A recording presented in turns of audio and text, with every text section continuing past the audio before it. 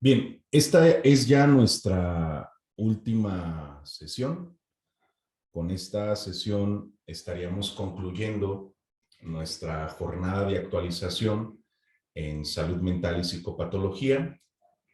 El tema a abordar se titula Codependencia emocional en las adicciones, obsesión y disociación.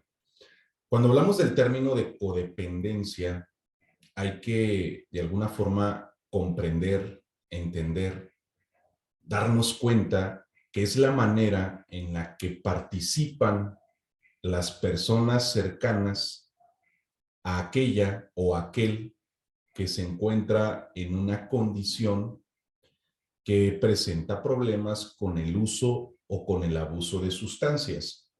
El prefijo co nos hace mención o nos hace alusión a una participación de forma directa con aquel o con aquella persona que vive en una situación, en este caso, refiriéndonos al tema de dependencia.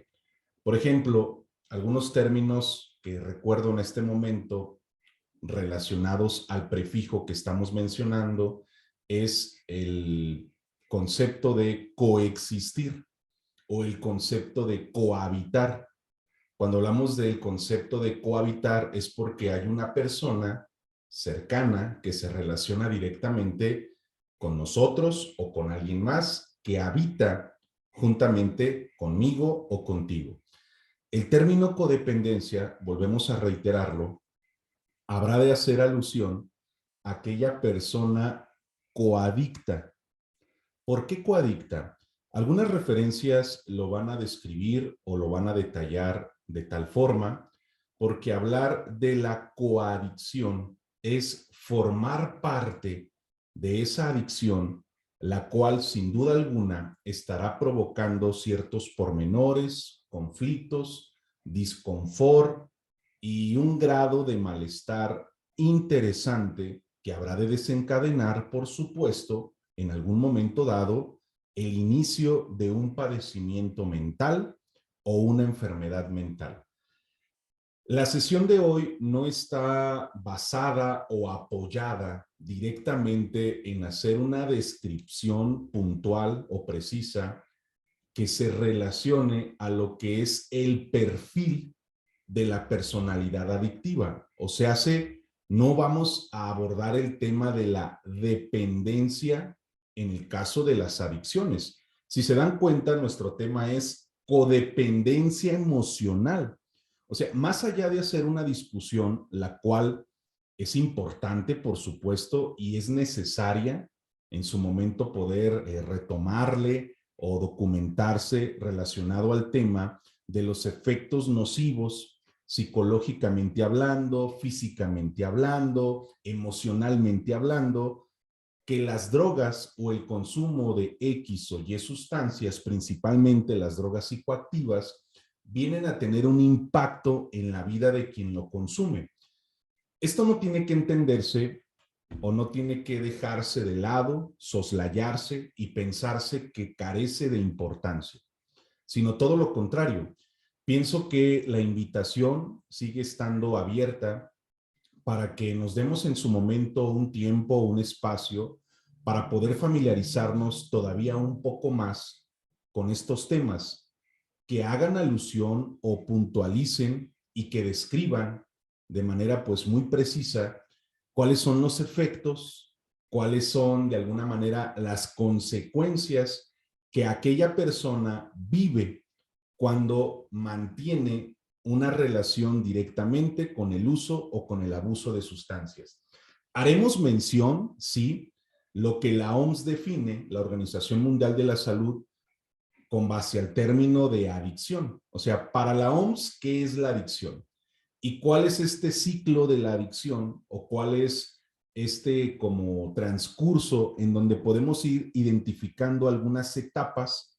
Por ejemplo, la experimentación, que quedará un poco más claro cuando vayamos a compartir un video de 5 minutos que tenemos por ahí preparado, pero será importante relacionarnos un poco en cómo la persona adicta o la persona que presenta problemas con el uso o abuso de sustancias mantiene relacionado a las drogas psicoactivas. Pero lo que me interesa en este momento podamos comprender es que el objetivo principal es identificar cuál es ese rol de la persona codependiente o coadicta, la cual está participando de forma directa con aquel o aquella que presenta un problema o un conflicto con el uso o abuso de sustancias. Para eso, la codependencia la pudiésemos, definir como aquella persona que depende del dependiente. ¿Y nos quedamos ahí nomás? No. Vamos a hacer una descripción bastante interesante donde se adopta un rol, hay actitudes, hay comportamientos, hay una serie de características psicológicas y emocionales que se presentan como una especie de resistencia al problema, porque es un problema, porque cumple con los criterios necesarios para hablar de una condición meramente psicopatológica, la cual le da lugar o le da espacio a las enfermedades mentales. Vamos a hacer esa discusión más adelante, pero me interesaba que pudiésemos darnos cuenta de manera muy clara el objetivo de nuestra sesión. Discutiremos dos conceptos, los cuales serán nuestros ejes principales para poder de alguna manera ir, ¿qué podríamos decir? Como guiándonos, ¿sí? Con base a los análisis que vayamos haciendo durante la sesión. El concepto de obsesión, el cual representa una idea que justamente habrá de vincularse a esta condición de compulsión, y el concepto de disociación, desde una postura clínica, por supuesto, para la cual pues se preparó una dinámica o una actividad muy simple para poder entender y comprender de una forma, pienso yo, más precisa, más fácil este concepto de la disociación. En esta presentación que tenemos a continuación es la información que les había pues justamente mencionado. La Organización Mundial de la Salud estipula que evidentemente aquella persona que presenta problemas con el uso o abuso de sustancias, lo cual puede definirse como un problema de adicción, pues habrán de involucrarse, sí, algunos factores biológicos, genéticos, psicológicos y justamente sociales. Esto hará que la enfermedad que se presenta sea una condición progresiva, o sea, no va en retroceso.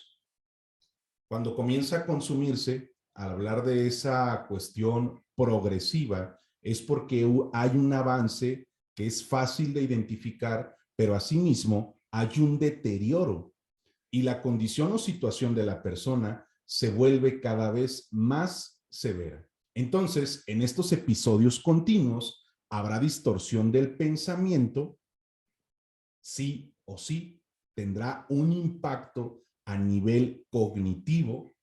Esto no es no se recarga como a una discusión con base a lo que yo creo o a lo que tú crees o a lo que las personas piensan, que ahorita lo vamos a ver con base a las reservas mentales, que es algo muy característico del perfil de las personas adictas. Las reservas mentales, donde las personas proyectan sus creencias, sus ideas, aunque estén dándose cuenta de alguna manera de los efectos nocivos y perjudiciales que está trayendo a su vida, no nada más física o emocional, sino a todas aquellas áreas donde interactúa o se desenvuelve o inclusive se desarrolla. Aunque tengamos la evidencia clara del impacto, de lo desfavorable o de lo perjudicial que pueda ser el uso o abuso continuo de las drogas psicoactivas, estas reservas mentales, como una condición psicológica, por supuesto, a la persona, al usuario, al paciente, le impiden darse cuenta que es importante trabajar dicha condición y no le permiten ser objetivo u objetiva con base a lo progresivo que puede llegar a ser su situación. Para poder hablar de dependencia física y o psicológica, las personas presentan lo que la OMS nos comparte, 3 o más siguientes criterios en un periodo de 12 meses. O sea, en este periodo, el cual se vuelve un periodo meramente crucial, meramente importante, es necesario que identifiquemos los criterios que justamente la Organización Mundial de la Salud promueve o estipula. Si hay un fuerte deseo o necesidad de consumir la sustancia, podríamos hablar entonces de una adicción. En términos psicológicos, el abuso de sustancias, que puede considerarse una adicción, lo podríamos observar un tanto psicoanalíticamente hablando como aquellas carencias que se vuelven deseos y posteriormente se busca el goce o se busca de alguna forma la satisfacción. Para ello hay un punto intermediario, de las creencias. Hay una carencia, hay una ausencia de algo, psicológicamente hablando. Esto desarrolla una creencia respecto a esto o aquello de lo cual se carece para posteriormente nazca el deseo.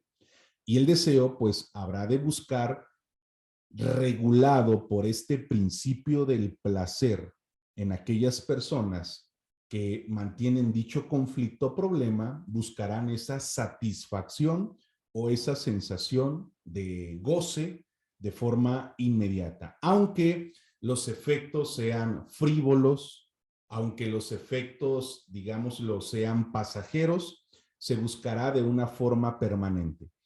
Dificultades para controlar dicho consumo, comienza a haber una afectación directamente en otras áreas del desarrollo de la persona, síndrome de abstinencia al interrumpir o reducir el consumo, es algo importante y pues también interesante al identificarlo, porque aquí también existe una manifestación no nada más física, sino también psicológica o emocional, lo cual da pie a la tolerancia. ¿Qué es la tolerancia?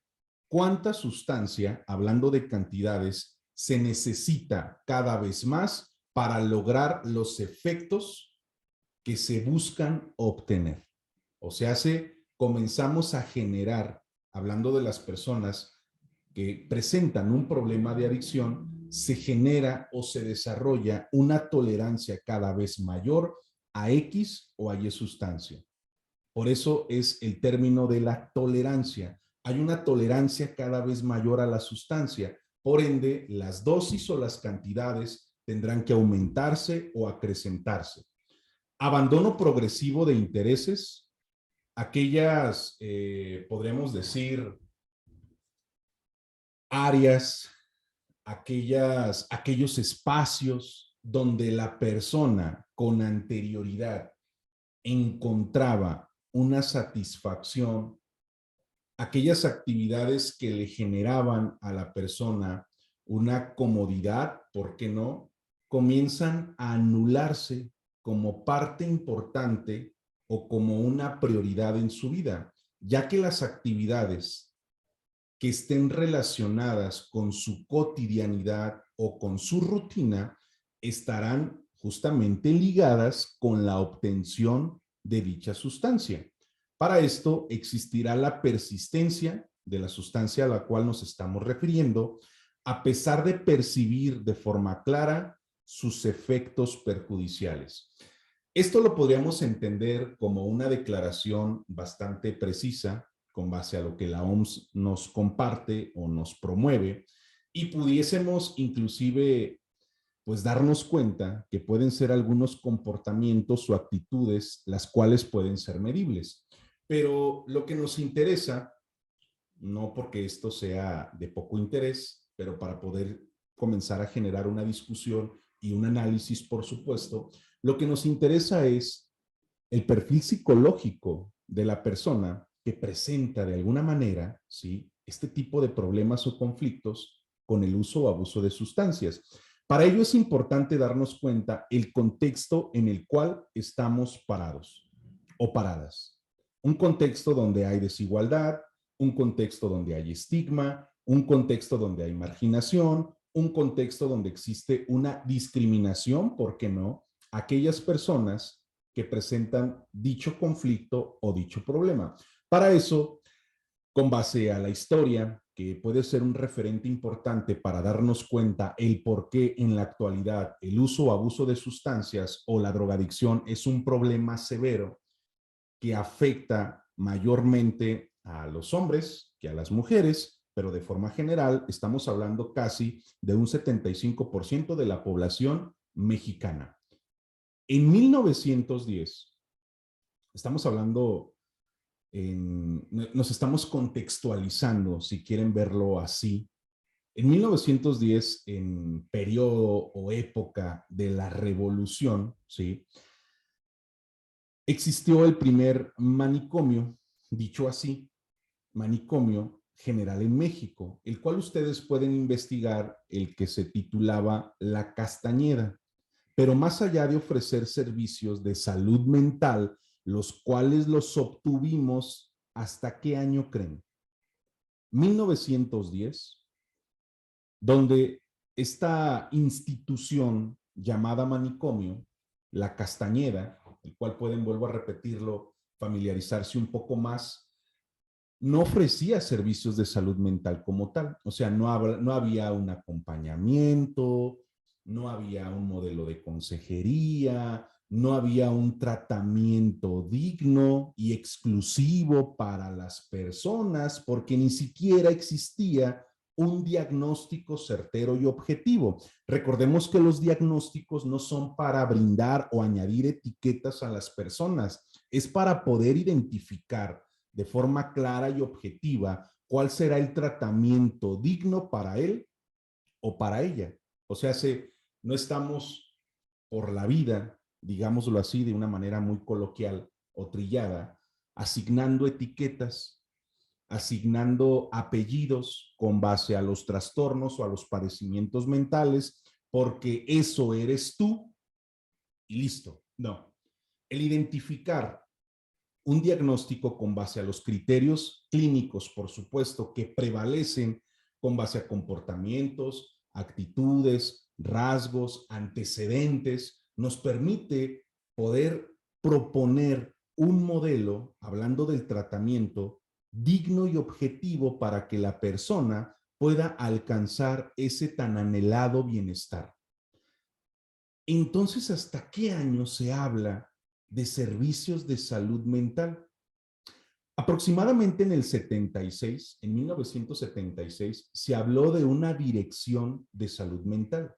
Dirección, no servicios, dirección de salud mental, donde, aunque parezca un tanto ofensivo o ácido lo que vamos a decir, yo podía mencionar, es que Lilia está loca, Jessica está enajenada, Iliana perdió la razón y Sandra ha sido poseída por entes demoníacas u otras entidades espirituales que no le permiten funcionar de forma normal como aparentemente todas las personas lo hacen. Entonces, esa dirección nos permitía clasificar entre lo normal y lo anormal, lo cual evidentemente carecía un tanto pues de evidencia científica porque no había un diagnóstico, no había un tratamiento y mucho menos se podía pensar en un modelo preventivo para poder hacerle frente a estas condiciones en donde la población estaba mostrándose vulnerable. ¿Por qué? Porque había factores de riesgo donde yo me desenvolvía o donde yo interactuaba. Para poder contextualizarnos más o menos en esta época que estamos mencionando, entre el 70 y el 76, la cual pues es un tanto todavía anterior a esta fecha, estaríamos hablando de los 50, les recomiendo una película la cual lleva como título Los Olvidados. Si ya tuvieron la oportunidad de verla o si no la han visto, permítanse dedicarle media hora o una hora. La película creo que dura 2 horas aproximadamente, ¿sí? Estamos hablando más o menos en un periodo de los 50, de Los Olvidados, donde esta película nos puede trasladar y nos puede llegar a contextualizar justamente, ¿sí? De Luis Buñuel, por supuesto, justamente en el espacio en el que nosotras, en este momento, nosotros estamos discutiendo, para que podamos entender cuál era la facilidad a servicios de salud médica, ni siquiera mental, la facilidad para yo poder acceder a servicios de salud. ¿Cómo eran este tipo de situaciones o condiciones? A eso sumémosle que el hablar de enfermedad mental o el hablar de psicopatología era algo inadmisible o inclusive inapropiado, no nada más por cuestiones del Estado, sino por cuestiones también de la Iglesia. Para ello existía un perfil que se reconocía del mexicano. O sea, el mexicano valiente, el mexicano macho, el mexicano hombre, el mexicano con poder, el mexicano con jerarquía, el mexicano con decisión, era el que tenía la facilidad de poder interactuar con el uso o abuso de sustancias. Para esto hay un texto que en otros espacios lo he compartido también. Máscaras mexicanas, si no corríjanme por favor, Máscaras mexicanas, sí creo que se titula así, Máscaras mexicanas de, espérenme, no es, de Octavio Paz, de Octavio Paz. Corríjanme si es Máscaras mexicanas o no, y Octavio Paz hace como, más allá de una reflexión, creo que es digámoslo, un análisis, ¿sí? Un análisis bastante objetivo y claro de lo que es el mexicano y la forma en la que se compone justamente la familia mexicana. El macho, el aventado, el que lo puede, el que no se raja, el que no le importa lo que las personas digan, el que no tengo por qué mostrarme susceptible, vulnerable o manifestar mis emociones. Todo esto tiene de alguna forma una consideración bastante relevante para poder comprender el porqué de nuestra actualidad, el porqué el uso y abuso de sustancias en estos momentos representa un problema de salud pública. Entonces, hasta el 2000 es cuando podemos hablar justamente de servicios de salud mental. O sea, hace 23 años podíamos hablar, o 22, pues, pensando en que este año tenemos casi por concluir el primer bimestre, hace 22 años podíamos hablar ya de servicios de salud mental, donde las personas podían hablar de sus emociones, hablar de sus sentimientos y donde de alguna forma recibir un acompañamiento, recibir una orientación, recibir un tratamiento, ¿sí? Ya no se veía aparentemente como algo aberrante o como algo ajeno, ¿sí? A lo normal, a lo saludable o a lo, pues sí, normal. Creo que no hay otra palabra. ¿Por qué? Porque seguía viéndose como un sinónimo de locura el que yo me permitiera asistir principalmente a una institución de servicios de salud mental. 11 años después, estamos hablando del 2011, se asienta la Comisión Nacional contra las Adicciones y ese mismo año el Centro Nacional para el Control y Prevención de Adicciones. Y no es hasta el 2016, hace que 7 años, 6 años, 2016, cuando la fusión de estas dos instituciones da como resultado la Comisión Nacional contra las Adicciones. Entonces podemos decir o podemos concluir en este momento que más allá del tratamiento, ¿cómo lo podríamos plantear? El acercamiento, ¿sí? Que las instituciones o el Estado ha tenido para ofrecer servicios de salud mental digno a las personas que viven en esta condición, ¿sí? O viven esta enfermedad de la adicción, pueden recibir, ¿sí? Pueden recibir un diagnóstico, pueden recibir un tratamiento y ese malestar en el cual viven es posible vivirlo con dignidad.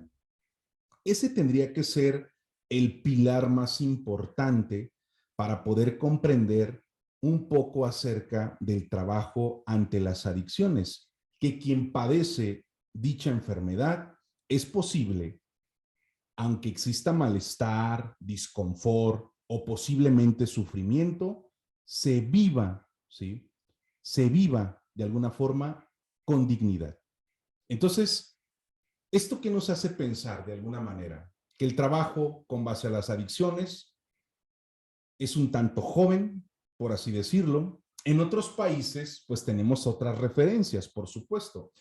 Si han escuchado hablar del AA, podríamos hablar de inicios de los 40 en Estados Unidos, 35, inicios de los años 40, donde comienza a identificarse la importancia de que las personas relacionadas con aquel o con aquella que presentaba un problema de adicción eran importantes y vitales para el tratamiento, o más allá del tratamiento, creo que en esos ayeres no podía titulársele como tal, como un tratamiento, sino para ese trabajo que podía buscarse para poder encontrar este grado de bienestar o de confort. O sea, podríamos concluir que estos grupos, por ejemplo, el AA, fue una propuesta que en su momento, como iniciativa, consideró que la participación de los familiares,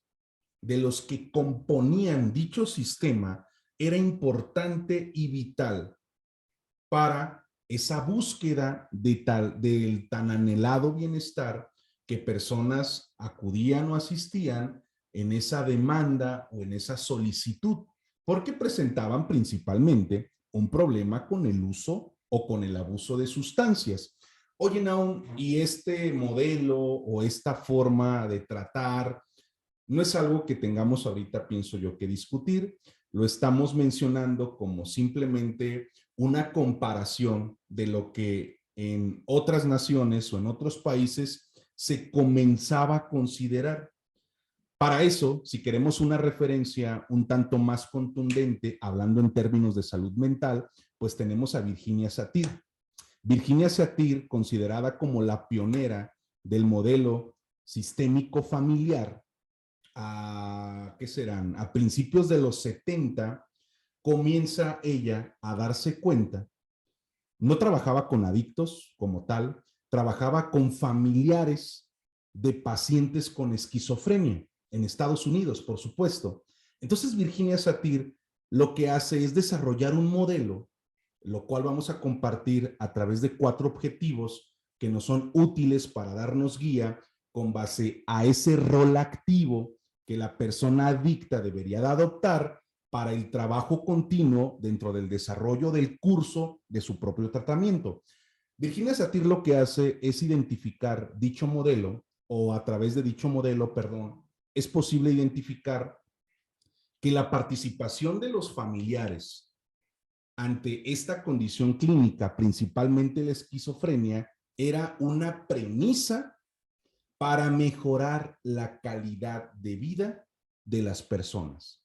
Pero era importante también, por supuesto, darnos cuenta cómo era la composición de dicho modelo familiar, cómo era que se componía la familia. Por eso me interesa mucho que ustedes hagan un contraste entre la historia en los años 50 a través de la película que les comparto de Los Olvidados, para que nos demos cuenta el por qué era tan típico, si pudiéramos llamarlo así, o era un común denominador en la mayoría de las familias mexicanas, que existiese el padre alcohólico, la madre alcohólica, el abuelo alcohólico, Según el Instituto Nacional de Estadística y Geografía, ¿sí? 1 de cada 3 personas tiene problemas con el uso o abuso de alcohol en las familias mexicanas, por supuesto. Y podemos hacer un análisis ahorita rapidísimo entre las personas que estamos participando. ¿Quién ha tenido, pues no sé si la oportunidad, no creo que podríamos llamársele oportunidad a esto, pero la experiencia de haberse relacionado con un padre alcohólico, una madre alcohólica, un tío alcohólico, un abuelo alcohólica, un abuelo alcohólico, perdón, una abuela alcohólica?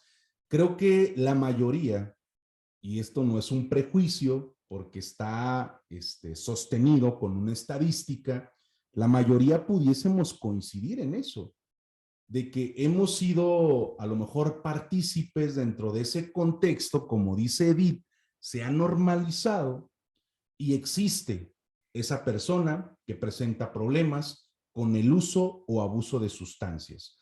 Más adelante vamos a hacer esta descripción, la cual me parece muy importante para quien se dedique a la clínica, al acompañamiento o simplemente para entender un poco más este modelo de crecimiento de Virginia Satir, donde a través de 4 objetivos podemos darnos cuenta, ¿sí? Justamente, una pareja, dice López, por supuesto, podemos darnos cuenta cuál es el papel tan importante de la familia para el trabajo de las adicciones.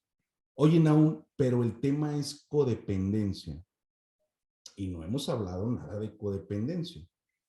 O sea, parece como que ya te fuiste, ¿no? O te perdiste, como en todas las demás sesiones, pero no es entonces el tema, la codependencia emocional en las adicciones. Si no entendemos de alguna forma, o si no abordamos, mejor dicho, una disculpa, si no abordamos el tema del perfil de la persona adicta y cuál es el modelo sugerido o parte de ese trabajo que la familia puede desarrollar o ejecutar, nos parecerá un poco, digámoslo, sorprendente el cómo se genera o se gesta la codependencia. Para eso es importante, otra vez vuelvo a reiterarlo y perdón que sea tan redundante con esto, entender la composición del modelo familiar, donde habremos de identificar, por supuesto, todos los factores de riesgo y todos los factores protectores, con base a lo que la psicología comunitaria nos ofrece, porque siempre será menor costosa la prevención que la intervención.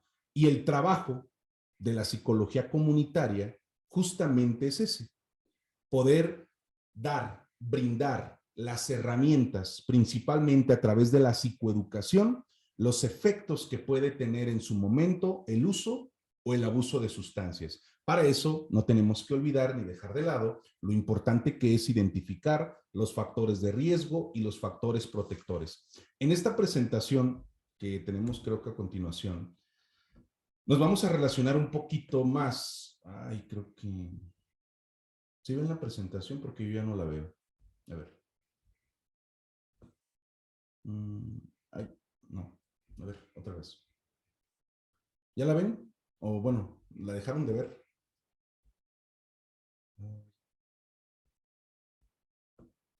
Bueno, ya la veo yo.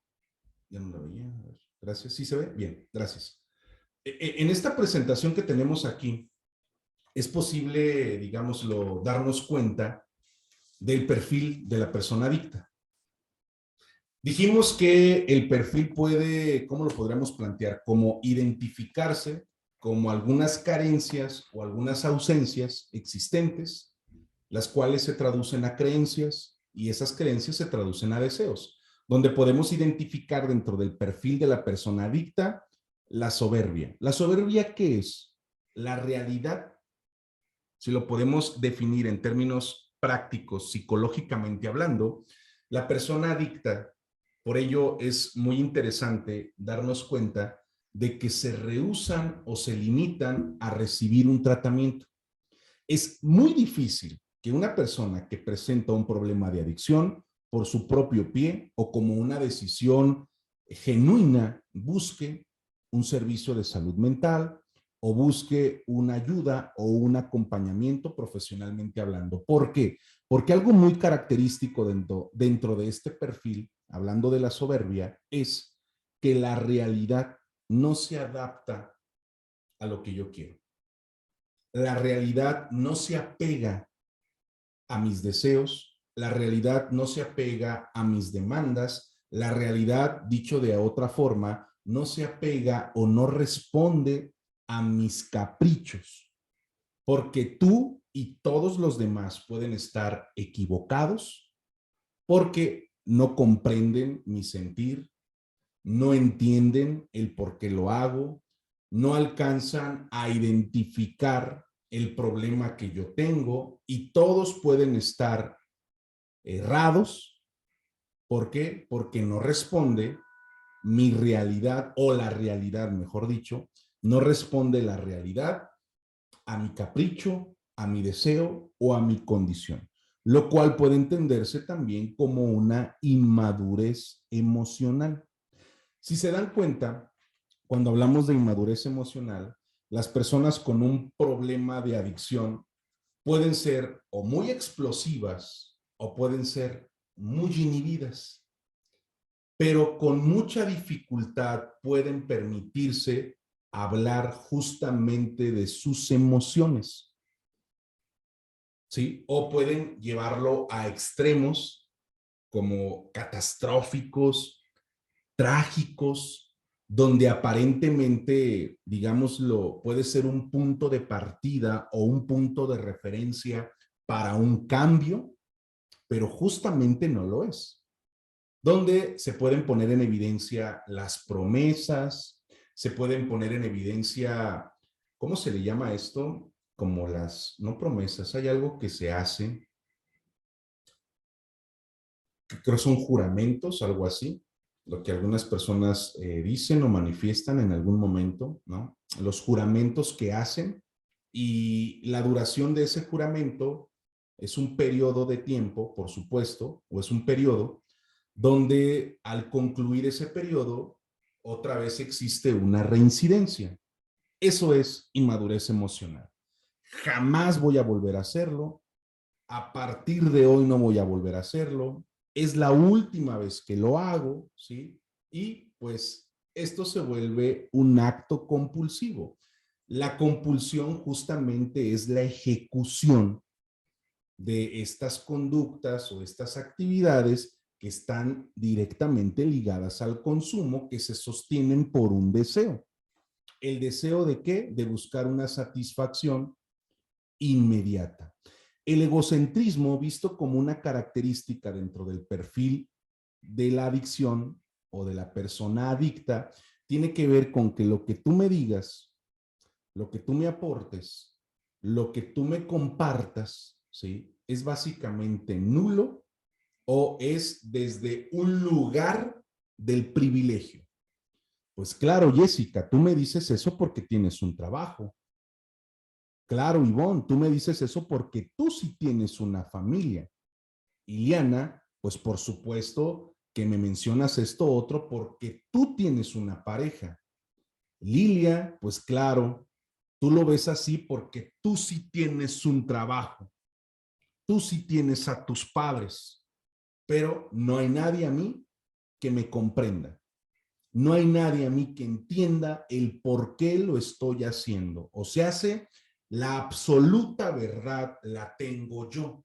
Y eso, hablando de este perfil, es lo que seguirá sosteniendo el deseo, la compulsión, dicho de otro modo, la repetición al consumo, al consumo, al consumo, al consumo, lo cual ya hemos dicho en momentos anteriores, el deterioro tan significativo que se tiene en personas que presentan un problema de adicción. ¿Por qué? Porque hay carencias.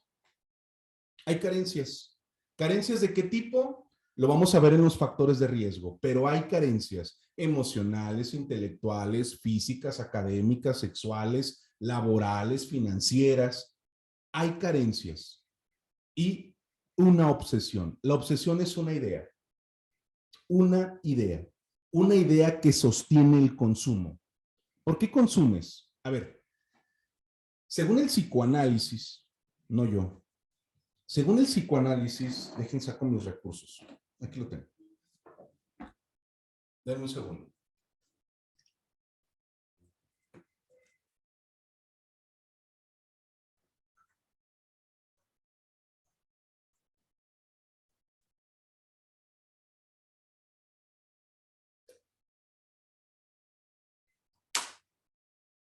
Según el psicoanálisis,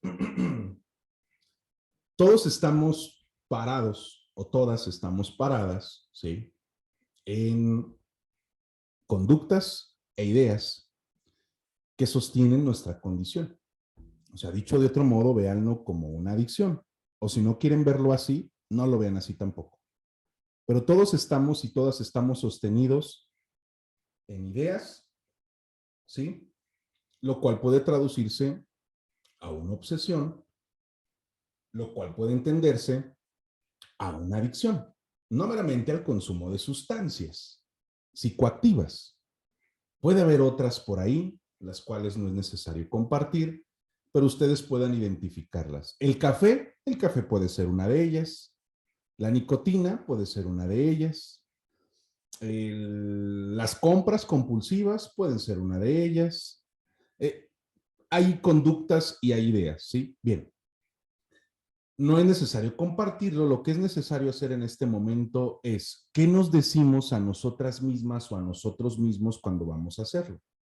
Yo pongo el ejemplo más inmediato que se apega a mi condición, que es la del café. ¿Yo qué me digo, Naum, cuando voy a consumir café?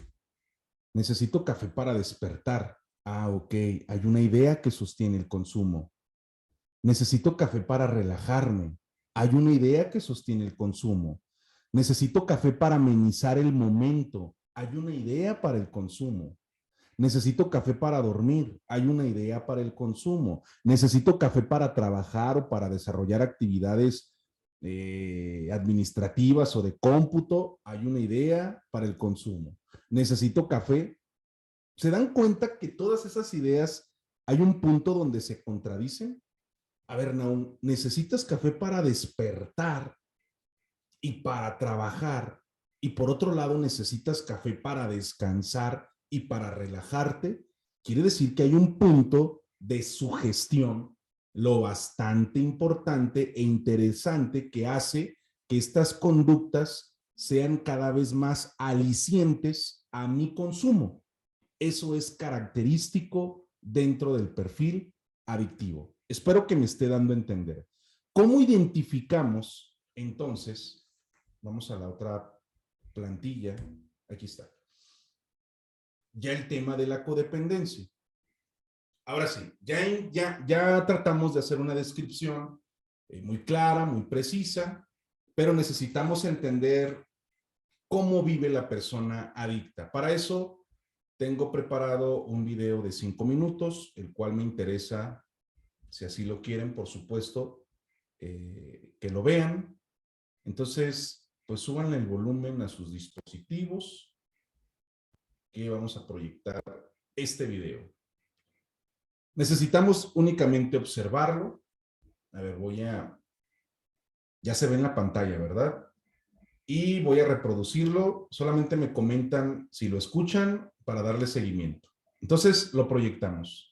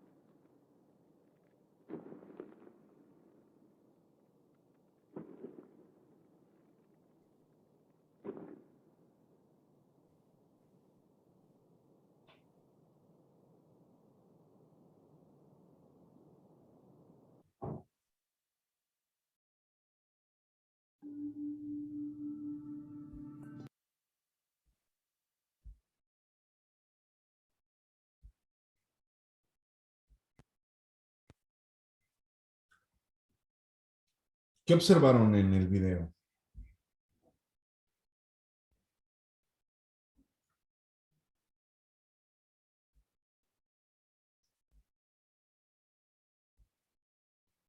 Sí se ve la... A ver, denme un segundo. Ahí está. La adicción y el declive, periodos más cortos.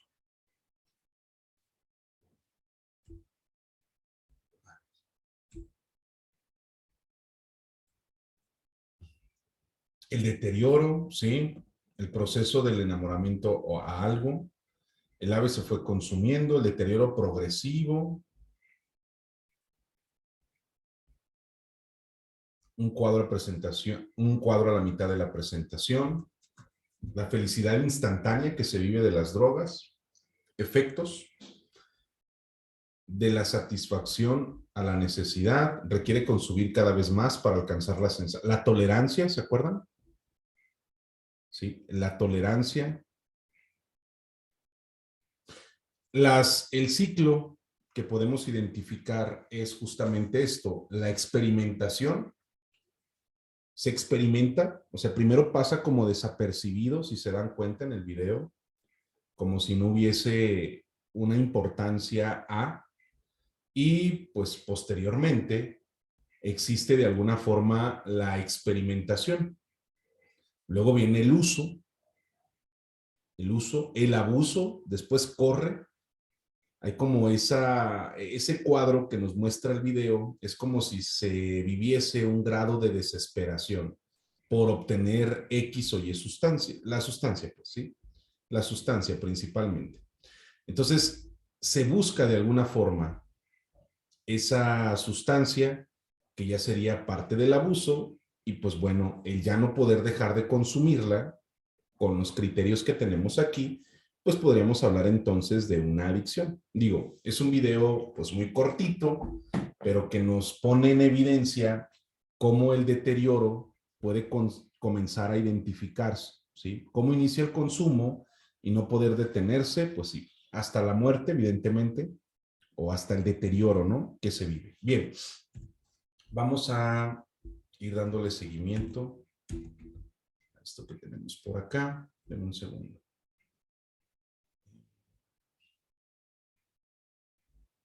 Segundo.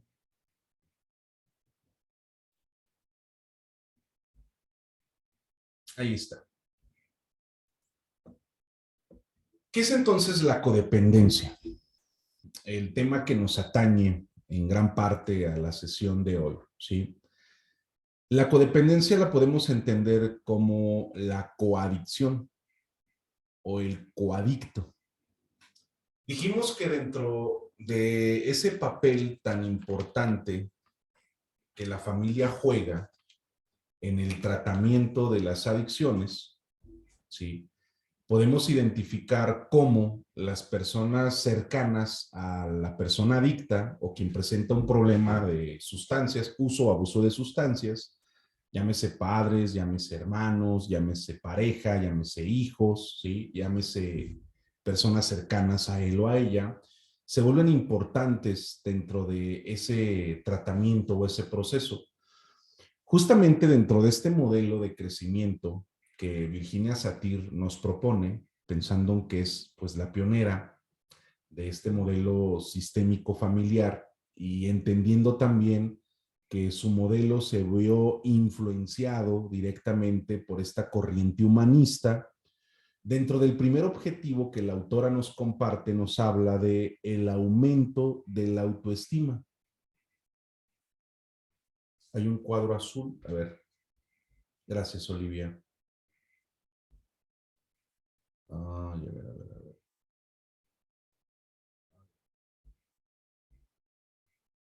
Mm,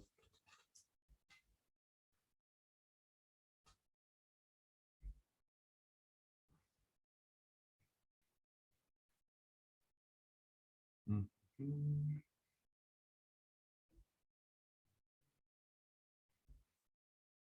¿Ya es visible o no es visible? ¿Todas las personas ven la presentación? ¿Sí lo ven? ¿Ya es visible? ¿Sí? ¿Ya es visible? Bien, vale, excelente. Entonces, regresamos otra vez a la idea que teníamos, ¿sí? Este modelo, dentro de la terapia familiar sistémica, que está influenciado el modelo directamente por la corriente humanista, nos habla como primer punto de partida el aumento de la autoestima o la autoestima como tal. La autoestima entendiéndose como el autoconcepto, la autoimagen, la autopercepción de sí mismo o de sí misma, lo cual pone en evidencia lo que representa el self, en un término humanista, entendido también como el yo. Y para poder entender cuál es esa representación, pues debe de ponerse en claridad esta parte del autoconcepto, la autoimagen, la autopercepción, para poder darle de alguna forma seguimiento a la importancia de este trabajo de autorregulación.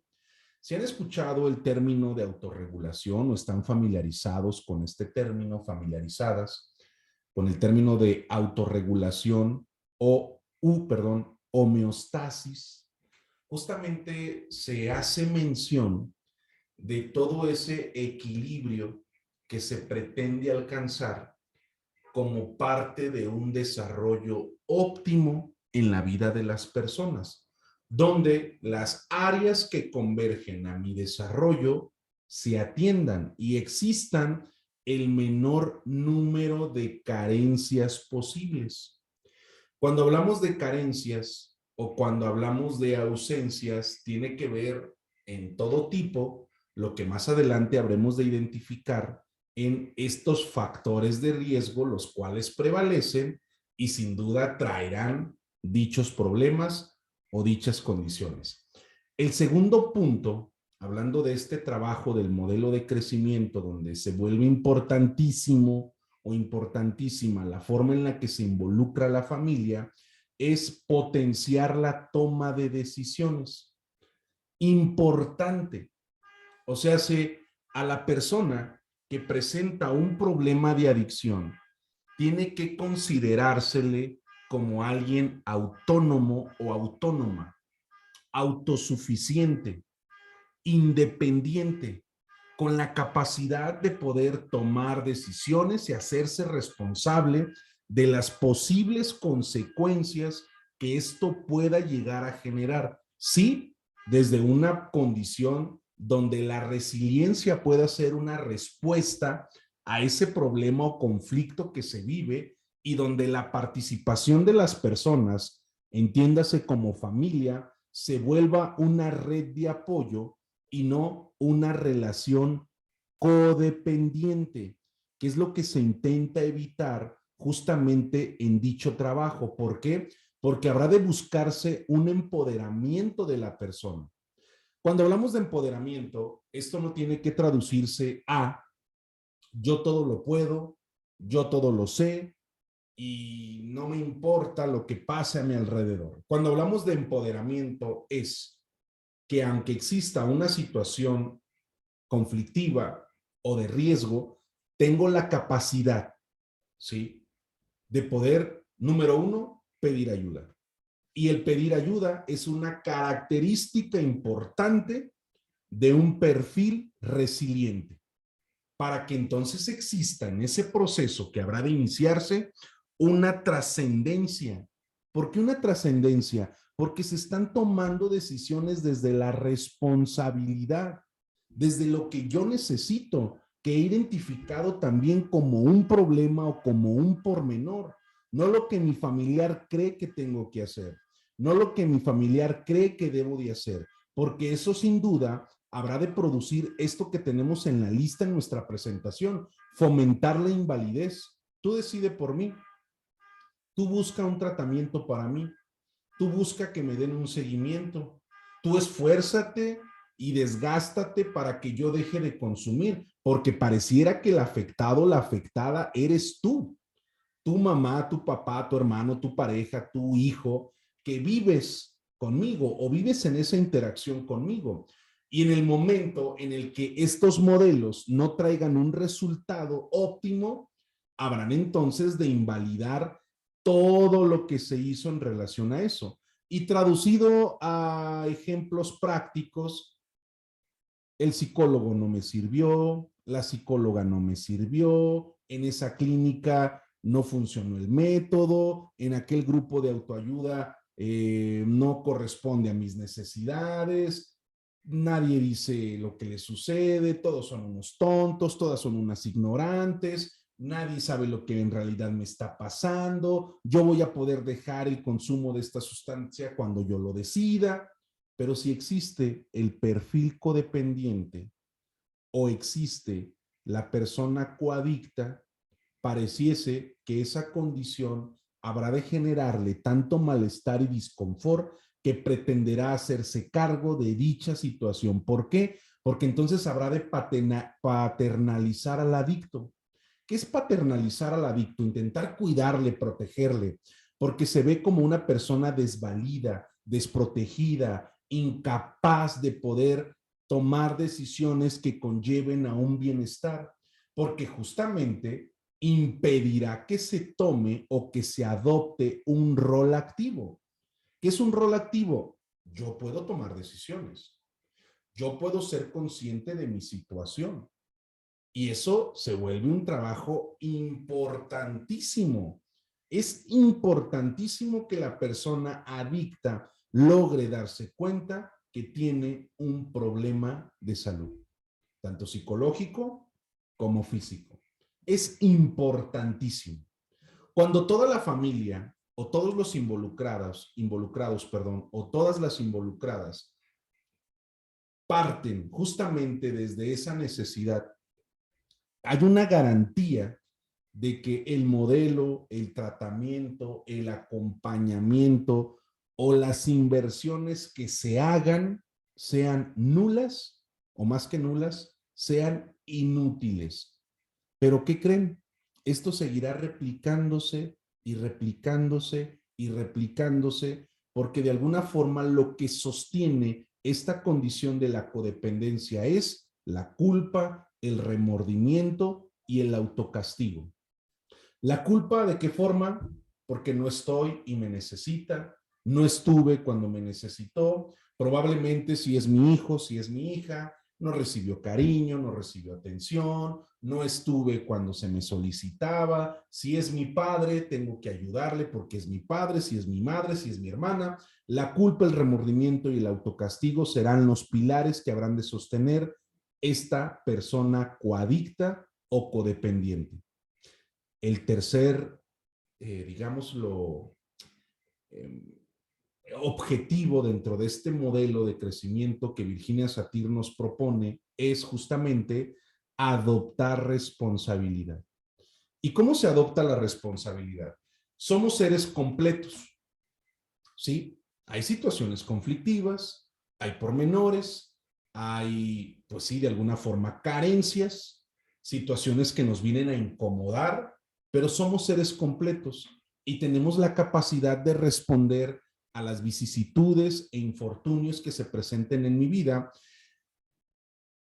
Es importante considerar que el cambio se vuelva una constante, pero con la oportunidad de poder mejorar. O sea, muchas personas hacen alusión al cambio como si fuese el objetivo por lograr. Yo quiero que las cosas cambien.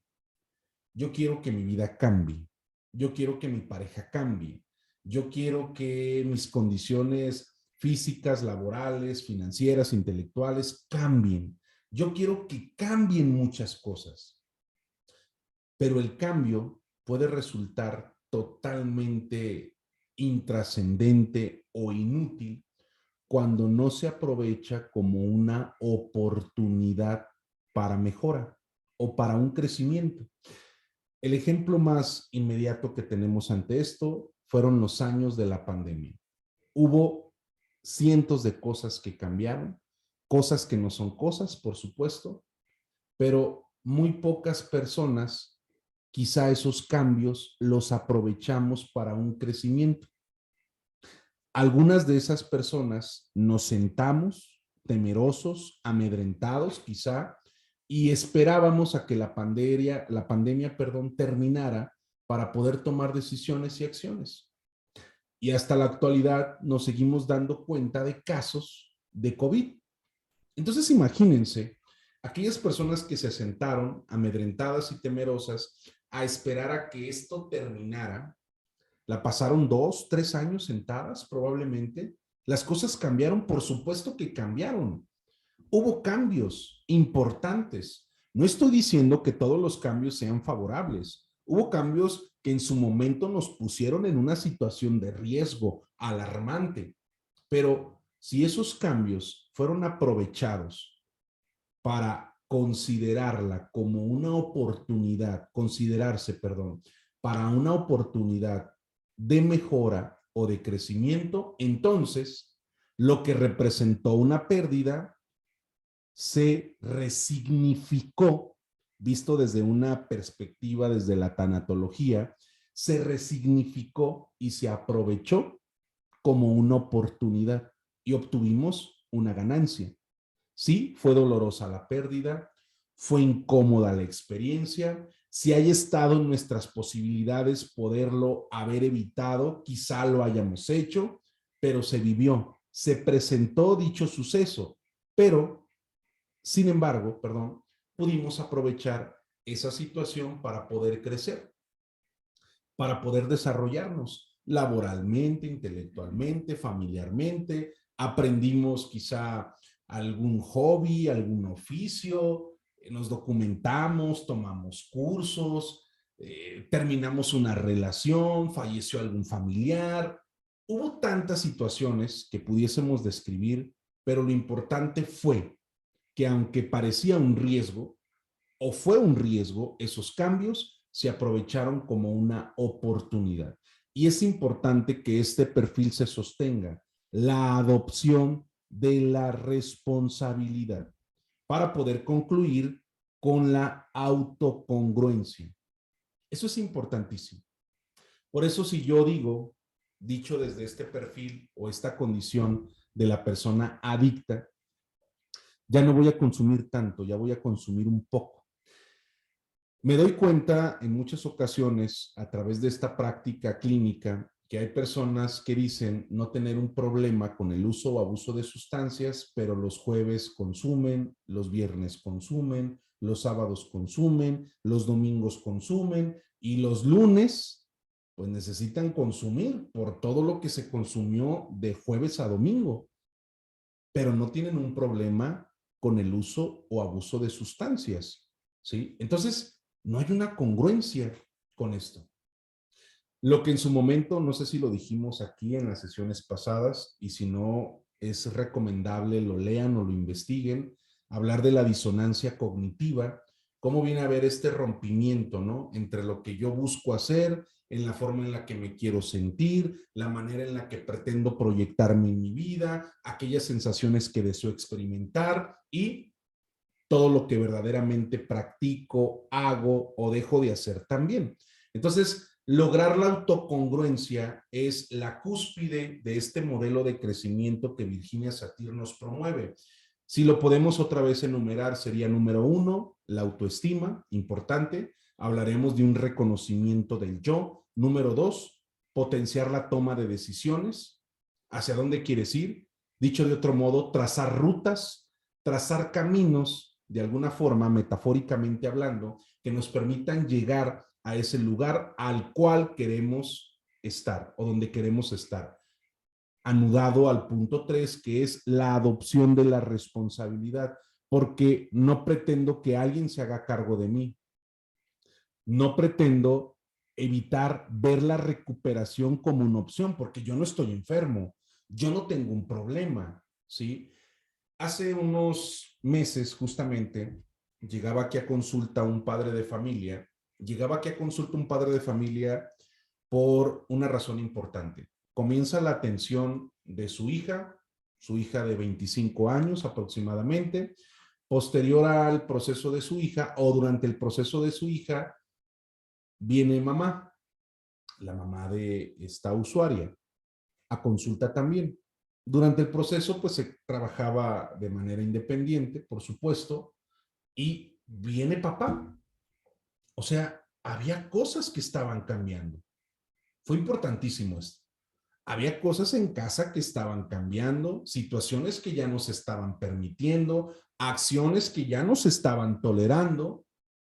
Entonces viene papá, pero mucho interés en esto. Las respuestas que tienen con ese interés algunas personas adictas es justamente para sabotear el proceso del otro, limitar u obstruir el proceso del otro, porque hay cosas que están rompiendo con esta codependencia. O sea, ¿qué está sucediendo? ¿Qué está pasando en este momento como para que ya no pretendas hacerte cargo de mí? Algo está pasando y así no funcionamos. Tú y yo funcionamos donde yo me quejo, yo vivo en malestar, probablemente yo agredo, me muestro violento, hostil, indiferente, no hay una responsabilidad, hay problemas, pero tú sigues sosteniéndolo como tal. Y así es como funcionamos. ¿Es lo saludable? No. Por supuesto que no es saludable. ¿Funciona? Sí. A ver, Naum, ¿cómo está eso? ¿Cómo es posible que algo que no es saludable funciona. Sí, vayámonos al tema o al ejemplo más inmediato de las creencias. Tus padres, mis abuelos, tus abuelos, tu pareja, tu primo, tu tía, alguien que diga, oye, hazle así. ¿Por qué le tengo que hacer así? Porque así me funcionó. A mí así me funcionó. ¿Funcionó? Sí, funcionó. O yo así funciono, pero no es saludable. Perdón, no es saludable que te tomes una cerveza para decir, voy a poder descansar, pero yo así funciono. Yo funciono más en mi trabajo, mi desempeño, funciono, perdón, si consumo alcohol, si consumo nicotina, si consumo marihuana, si consumo cualquier tipo de droga psicoactiva, funciono. ¿Es saludable? Por supuesto que no. Pero eso es justamente lo que no alcanza a reconocer en algunos casos la persona adicta.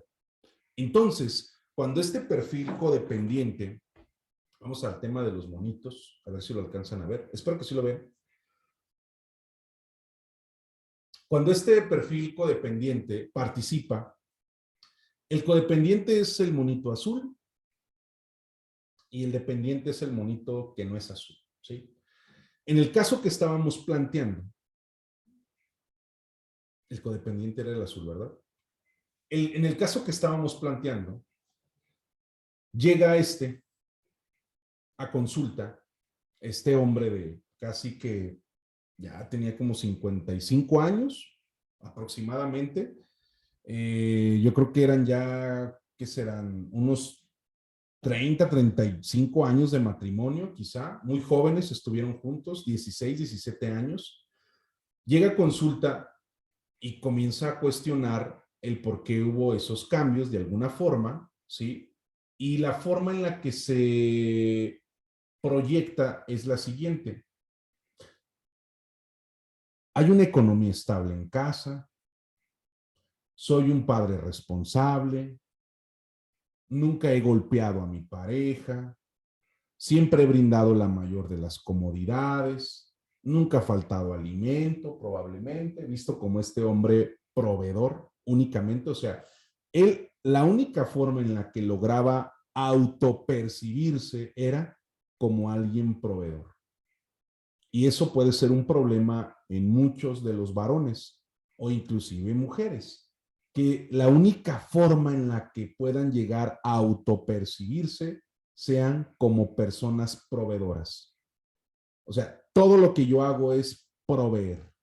Y si lo único que yo hago es proveer, pues, ¿por qué no se puede sostener esto también? Que sí consumo, pero nunca ha dejado de haber alimento por mi consumo. Nunca ha dejado de responder a las necesidades económicas como gastos o pago de servicios por mi consumo. Es más, toda la vida he consumido. ¿Por qué después de 33 o 35 años mi consumo viene a ser un problema? Esto, de una forma interpretada, pues es, ¿por qué me arrebatan a la persona que está haciéndose cargo de mí? ¿Por qué me quitan a quien me sostenía en mi adicción? Y eso puede ser un problema para la persona dependiente, pero en muchas otras ocasiones, la persona codependiente o coadicta se siente culpable, hay un remordimiento y se autocastiga, porque al haber olvidadose de sí misma o de sí mismo, lo cual genera frustración, hay una respuesta sobreprotectora a quien tiene dicho problema con el uso o abuso de sustancias, porque se ha adoptado un rol de salvador o de salvadora. Pareciese que la responsabilidad de la persona coadicta o codependiente es salvar al otro o a la otra para que ahora sí puedan vivir en bienestar. O sea, cuando el otro deje de consumir, cuando la otra deje de consumir, podremos estar bien, podremos estar felices de alguna manera, podemos alcanzar la estabilidad que se desea o la comodidad que se pretende. Y eso justamente es más allá de un autoengaño, es un autocastigo, porque lo único que provoca es, como un aliciente, promover cada vez más estas conductas y este consumo. Y lo que me pasa, hablando de la persona adicta, es gracias a la persona coadicta. Porque todo lo que propones, todo lo que me sugieres, todo lo que decides, todo lo que me das, al final no es suficiente, no me ayuda, no responde a mis carencias, porque nunca se le ha permitido a este, quizá, la adopción de un rol activo. Para darse cuenta, para darse, perdón, una codependencia, debe haber un trastorno adictivo. Ya lo vimos, una persona con adicción, ¿sí? En un miembro familiar, queriendo decir que toda persona que padezca de una adicción, muy probablemente tendrá un familiar que sufra de coadicción. Y sin tener mucha conciencia de lo que va sucediendo, se genera una serie de cambios que va transformando la dinámica familiar hasta favorecer el consumo. Invierto, creo que es un problema mío. Y ya no nada más la adicción, creo que es un problema mío, sino el resultado de las decisiones que toma. Yo, Nahum, con un problema de adicción, pido 1,000 pesos prestados y tenemos a la persona codependiente que habrá de responder a esa deuda. Yo, Nahum, tengo un hijo, 2 hijos, 3 hijos, que procreo con 1, 2 o 3 o 4 parejas y tenemos a la persona codependiente que habrá de responder a esa situación, haciéndose cargo, manteniendo, criando o educando a los hijos de esta persona. Yo, Nahum, tengo un problema de adicción y eso me llevó a lo mejor a tener un infortunio, un accidente. Yo, codependiente, me responsabilizo del resultado de esas decisiones que se tomaron en algún momento. Espero que podamos estar comprendiendo lo expuesto. Para eso, pues tenemos esta posibilidad de identificar los factores de riesgo y los factores protectores. Por ello es importante, en una primera instancia, hablando a lo mejor de la entrevista inicial en un proceso clínico o psicoterapéutico, importante hacer este tipo de preguntas que nos puedan dar evidencia de cuáles son los factores protectores y cuáles son los factores de riesgo. Muchas de las veces las personas que deciden asistir a consulta pretenden llegar a sesión, lo cual es válido, por supuesto, porque puede representar para ellas o para ellos un lugar seguro, confortable, y hay una exposición de lo que les genera incomodidad, les genera conflicto o situación que aparentemente está causando todo ese desorden emocional. Digo aparentemente porque las personas que han tenido esta experiencia en la labor clínica se darán cuenta que es como un eslabón de una cadena y otro eslabón y otro eslabón y otro eslabón y otro eslabón, y a veces la cadena se vuelve casi interminable o de forma inicial parece no verse un fin de esa cadena. ¿Por qué? Porque se expone una situación y nos damos cuenta que esa situación está anudada a otra situación y a otra situación y a otra situación, que lo que está propiciando es la condición inicial con la que llega el paciente o el consultante, sí, como un motivo de consulta. Pero esto me hace recordar mucho a los psicólogos gestaltistas, en donde en su propuesta teórica figura fondo nos hacen darnos cuenta que lo que yo manifiesto pues es la figura nada más. Hay algo detrás de todo eso que está siendo sostenido. Entonces, cuando yo me permito identificar cuáles son los factores de riesgo y, por otro lado, con qué factores protectores nos vemos, se vuelve interesante. En algún momento tuve la oportunidad, y si es una oportunidad porque el caso nos sirve para poder hacer ese análisis, la última sesión que regularmente tengo yo es a las 8 de la noche, en estos momentos, y justamente a las 8 de la noche esperaba pues la última sesión, la última cita, cuando abro para que la persona pase al espacio, lo que percibo inicialmente es que está fumando, lo cual no me pareció pues un riesgo, ¿no? Está fumando. Estaba fumando, lo que hace es tirar el cigarrillo, ¿sí? Se sacude, se echa a la boca una pastilla y sube. Para eso pude darme cuenta de la forma en la que venía vestido esta persona. Se veía que su trabajo que desempeñaba era un trabajo de construcción por el polvo y la suciedad de la ropa que traía, pero me comencé a percatar de otras características, no nada más de su ropa sucia, lo cual pienso que la mayoría en algunos trabajos pues estamos expuestos a ensuciarnos, ¿sí? Pero me comencé a percatar de otras características, sus uñas largas, sus uñas crecidas, sus uñas sucias.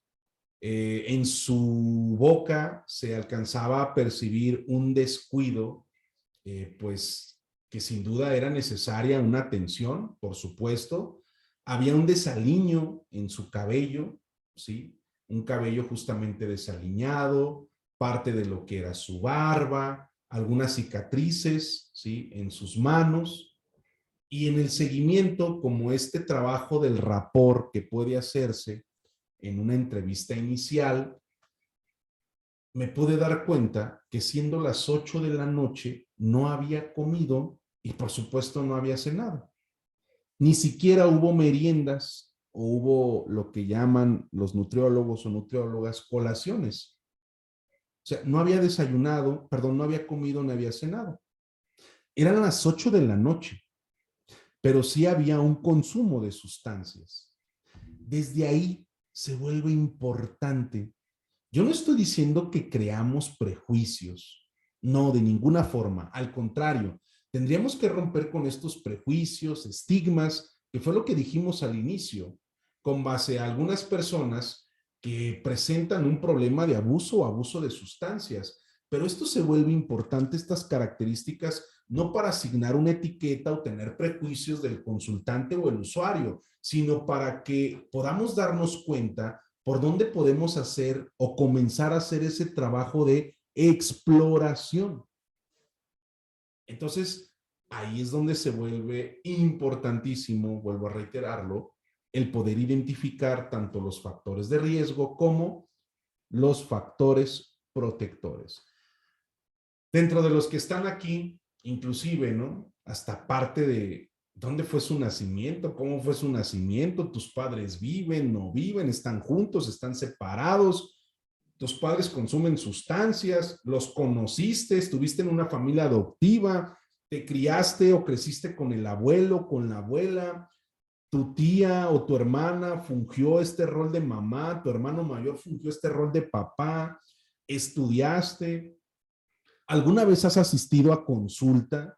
No es la primera vez que asisto a consulta, es la segunda vez, es la quinta vez. ¿Por qué razón has abandonado tus 4, 5, 6 tratamientos anteriores? Y todo esto puede comenzar a dar como un poco de estructura, o estructura, mejor dicho, a lo que puede ser en sí un tratamiento digno y objetivo para la persona que presenta un problema de adicción.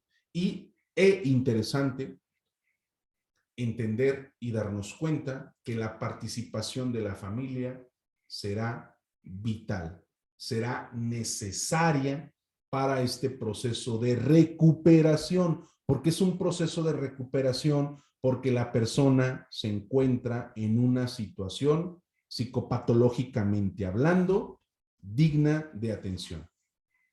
Los factores de riesgo se los comparto para que pues los lean en su momento, y dentro de la psicología comunitaria pudimos darnos cuenta por ahí un archivo o un artículo que les voy a compartir, el cual me pareció muy interesante, estas válvulas de escape. Y literalmente la psicología comunitaria así lo titula, como válvulas de escape. ¿Qué piensan respecto a estas válvulas de escape? ¿Por qué creen que puedan ser importantes? Hay válvulas físicas, emocionales, laborales, recreativas, de entornos saludables, comunitarias y familiares. Pero ¿por qué se vuelve importante identificar esto? Y esto sería necesario poderlo identificar en la primera o en la segunda sesión, o en ese primer contacto que tenemos con la persona. ¿Haces actividad física? No. Tus hábitos alimenticios, malísimos. No desayuno, no como, no ceno. Duermes 3 horas, 4 horas. Vives, a veces duermo en mi departamento, otras veces duermo en la empresa, otras veces duermo con mi familia o con mi mamá, otras veces duermo con mi pareja, otras veces duermo con mi expareja. Y, ok, ¿cuáles son tus válvulas de escape? Válvulas de escape no tiene que entenderse como una forma de drenar un problema o un conflicto emocionalmente hablando perturbante. Válvulas de escape, no tengo un globo, sería fabuloso tuviera un globo.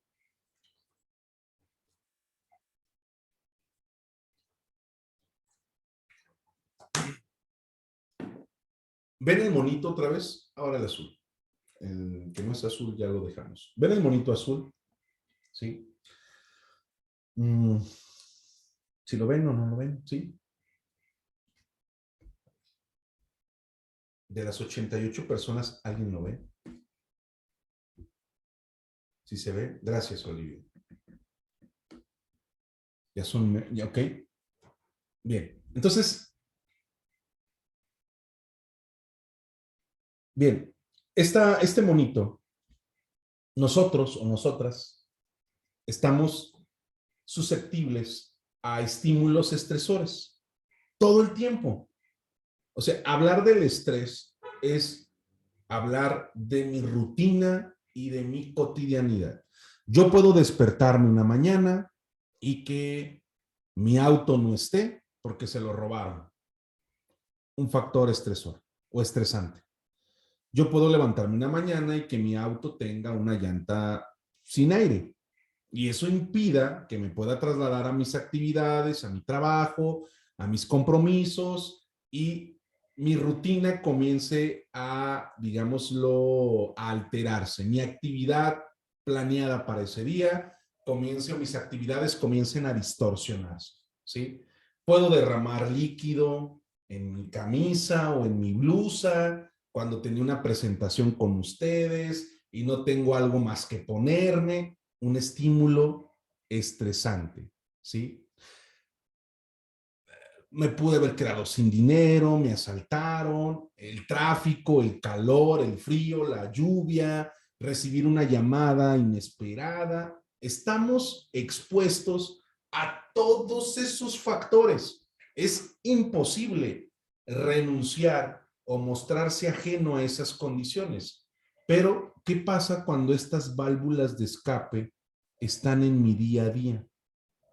Físicas, descanso mis horas suficientes, tengo una alimentación balanceada, saludable, respeto mis horarios de alimentación o para alimentarme, mi dieta o mi forma de alimentarme está exenta quizá de alimentos procesados, ricos en grasas, carbohidratos, trato de poder regular mis proteínas, mis verduras. Ok, importantísimo. Esa es una válvula de escape.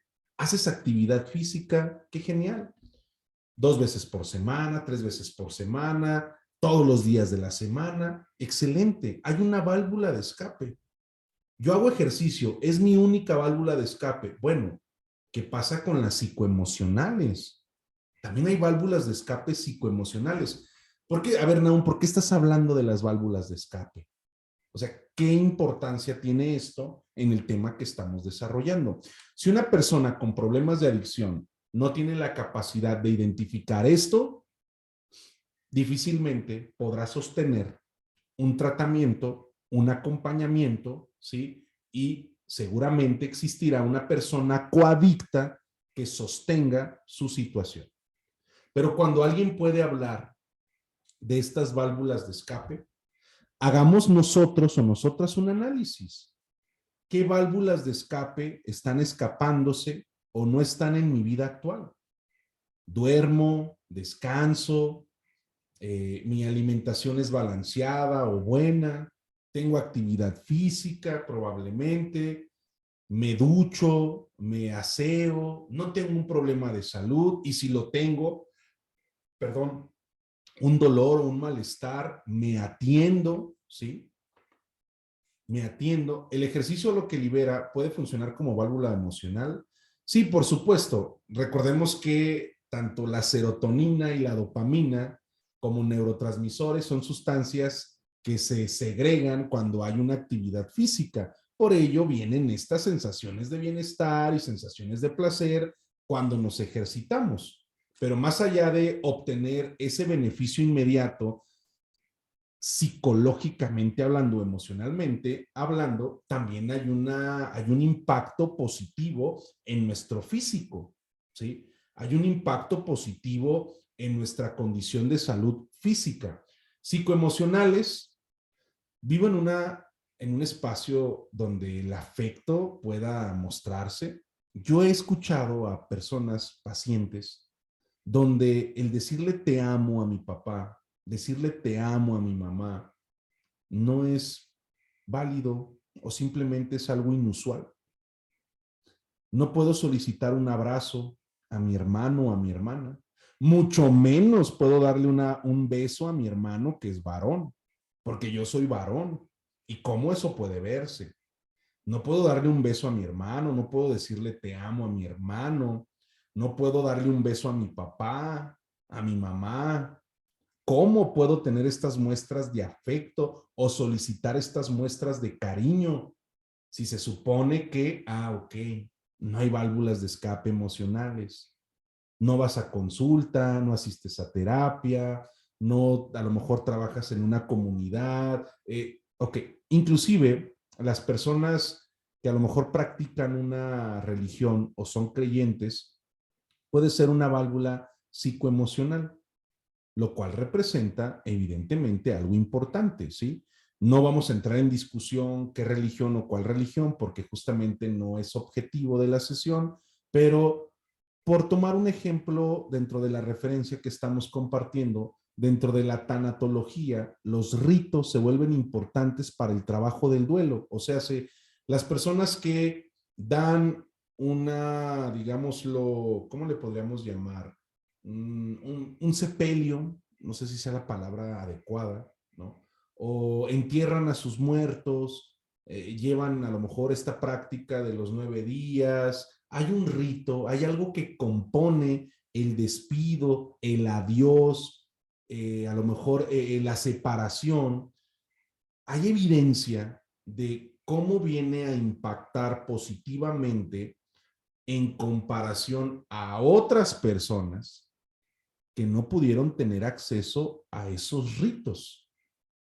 Y en el tiempo de la pandemia, ¿cuántas personas el no haberle dado entierro a sus muertos, el no haber tenido la oportunidad de despedirse, de poder tener un último contacto, de enterrarle, de llevar como todas estas actividades, pues sí, religiosas, vivieron un evento desgarrador, un evento totalmente severo y complicado en comparación a quienes han podido tener esta oportunidad? Entonces, la religión podemos introducirla en esta parte psicoemocional. El que sea creyente o en lo que crea, mientras que no atenten contra la dignidad, eso es importante, o la integridad de la persona, justamente estas prácticas podrán resultar favorables. Válvula de escape, sí. Laborales.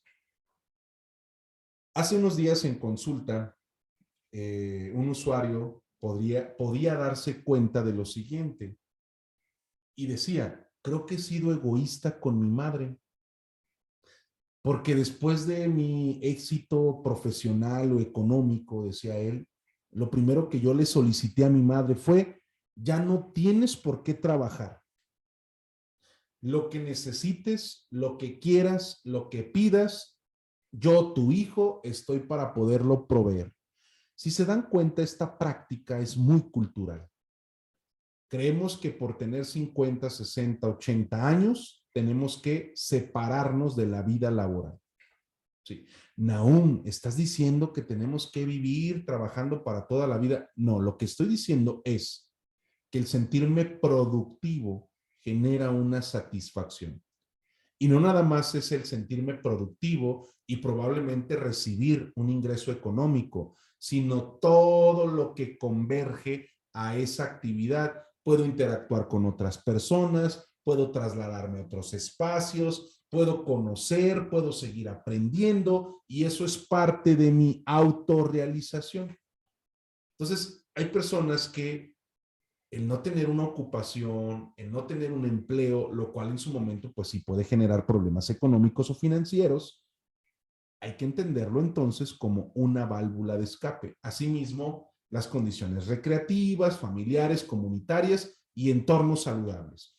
Esta presentación evidentemente me interesa compartírselas para que pues puedan tener acceso a ello y les sirva como, o es mi interés justamente, pueda ser útil, ¿sí? No porque sea una sentencia que lo hagan así, pero que pueda ser útil como para trazar esas rutas donde en ese trabajo de ir descubriendo, ir excavando, por así decirlo, podamos ir dándole esa seguridad como un tratamiento, un acompañamiento digno a la persona, sí, que presenta un problema de adicción y que la persona codependiente o coadicta habrá de distanciarse abismalmente si sigue sosteniendo dicha relación desde esta, digámoslo, ¿cómo podríamos decir? Relación donde se adopte este rol paternal o maternal con la persona que usa o abusa de las sustancias. Siempre el tiempo es un factor, por supuesto, y creo que pues el tiempo siempre será importante también para seguir desarrollando temas y más temas y más temas y más temas. Creo que lo más atractivo o dentro de lo más agradable y a la vez satisfactorio de poder estar frecuentándonos en espacios donde podamos capacitarnos es justamente esto, que el que no sea suficiente de alguna forma no nos provoca angustia, sino que más bien nos hace pensar en la posibilidad de seguir aprendiendo, seguir investigando y seguir documentándonos y seguir actualizándonos todo el tiempo, ¿sí? El que demos por terminada nuestra jornada de actualización en salud mental y psicopatología es justamente con ese objetivo, que no nos quedemos únicamente con lo que compartimos en este espacio, sino que lo que compartimos en este espacio sea ese impulso para seguir documentándonos, seguir informándonos, seguir capacitándonos, seguir actualizándonos, ¿sí?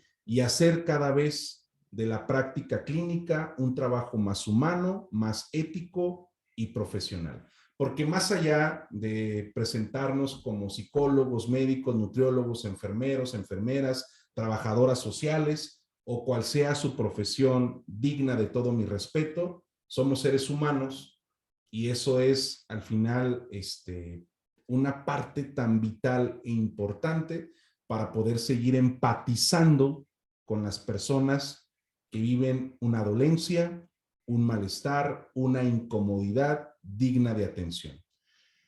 Pues me despido.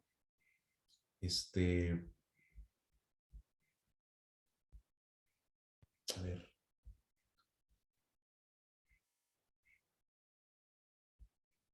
Creo que ya pueden habilitar su audio si alguien requiere hacerlo.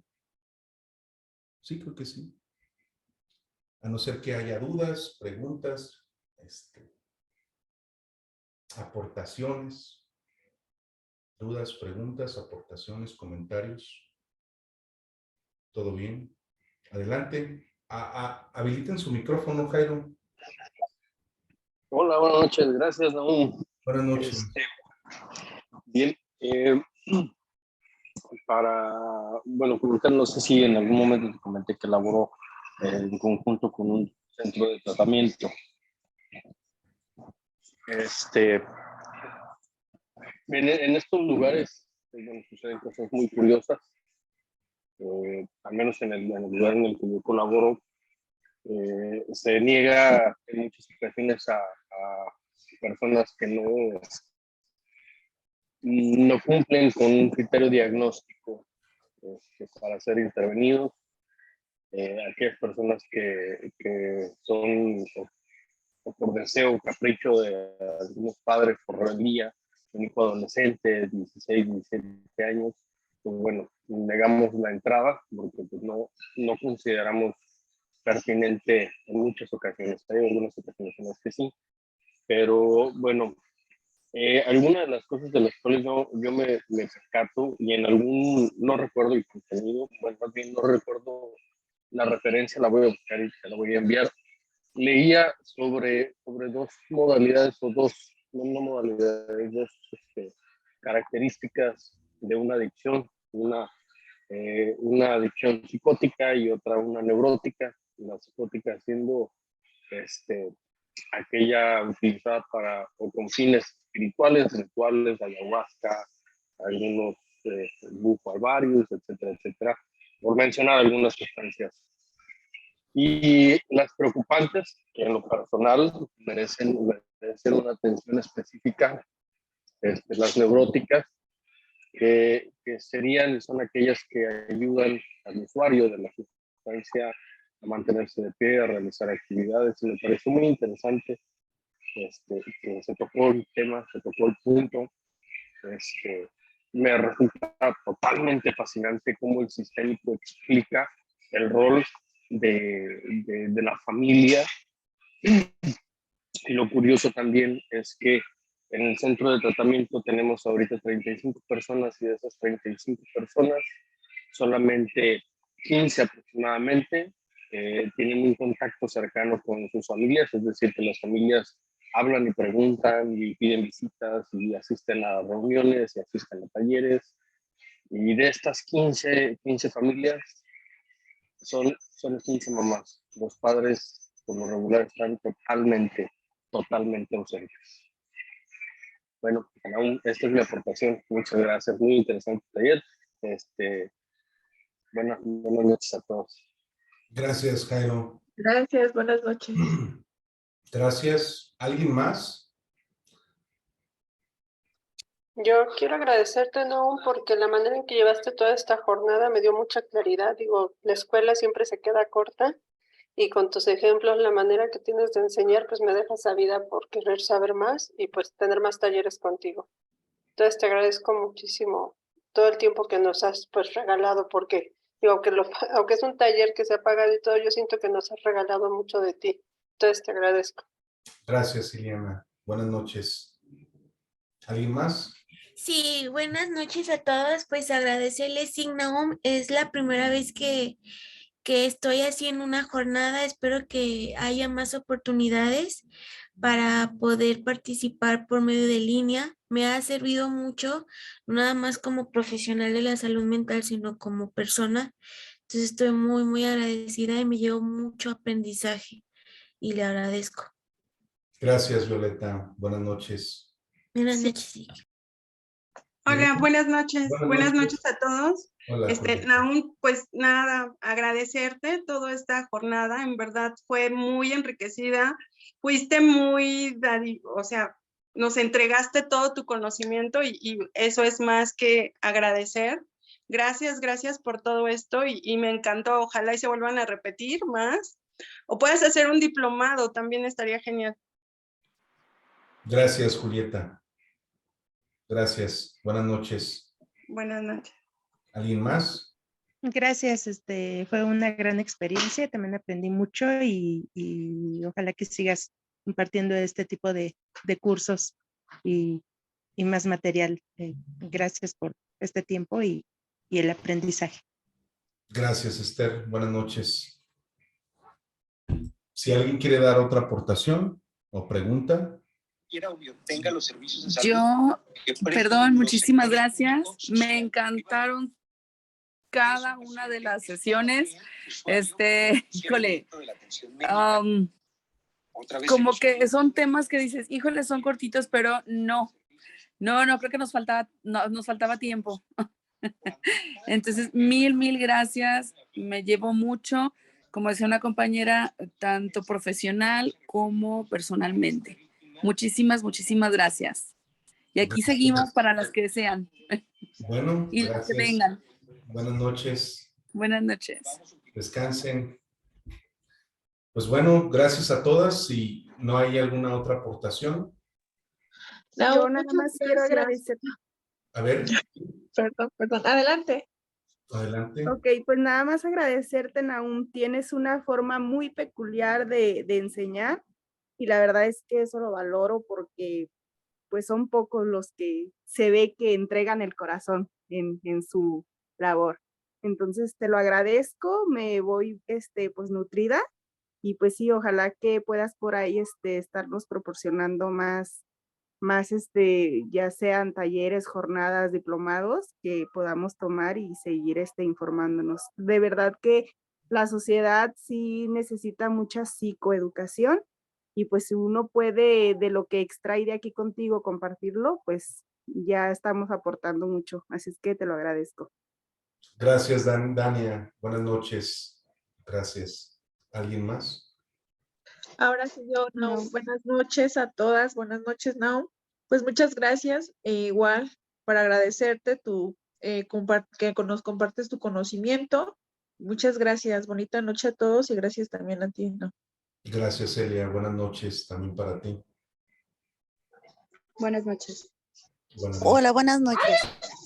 Yo sí tengo una duda, nada más.